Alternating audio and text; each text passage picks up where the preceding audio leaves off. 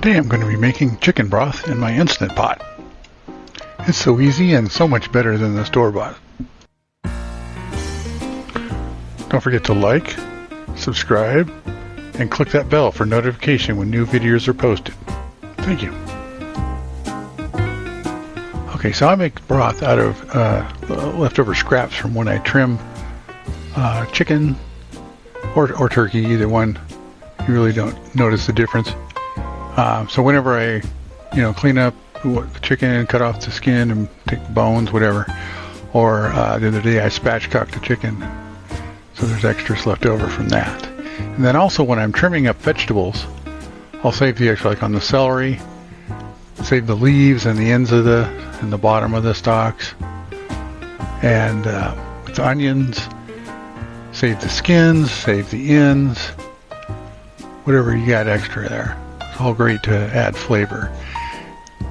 Then also a lot of people use carrots, and if you use whole carrots, you can use the peelings and the ends, or you can just use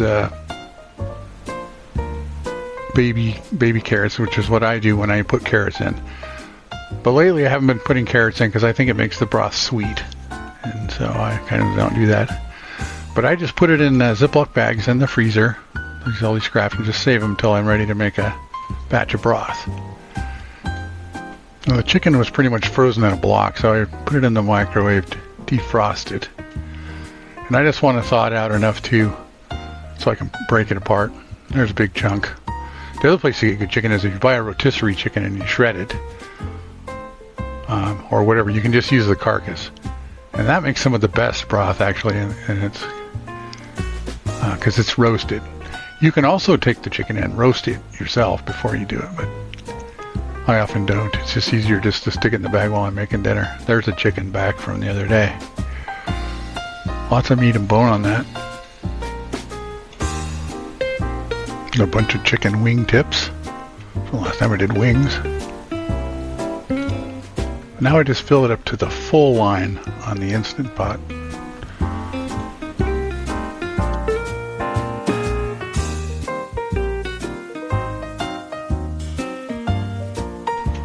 Alright, take that and put it in the Instant Pot.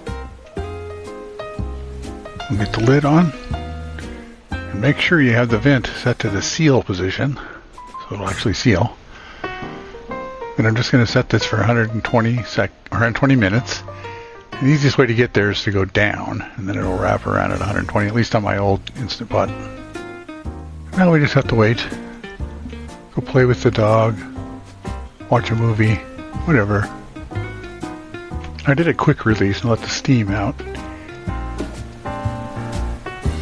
Looks good.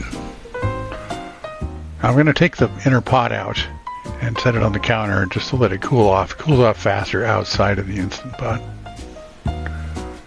There you can see how much of that stuff broke down. And we'll just let that cool for a bit.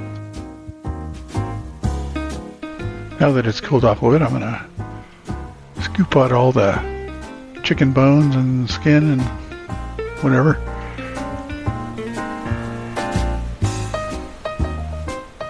And I just like to put it in a bag so I can just put the whole bag in the trash, and it keeps the liquid in and doesn't cause a mess in the trash can.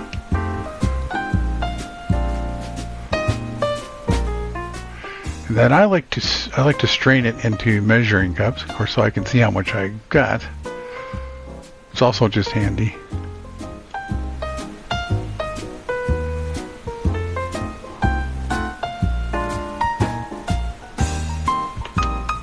And then I'll just set that over there to cool a bit more. It's still pretty hot.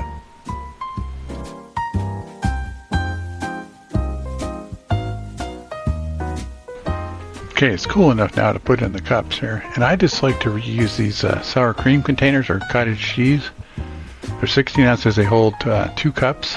And that works out really well. And then I use a turkey baster.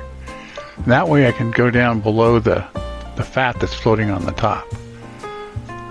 So I don't get fat in my broth, or very much, just a little bit.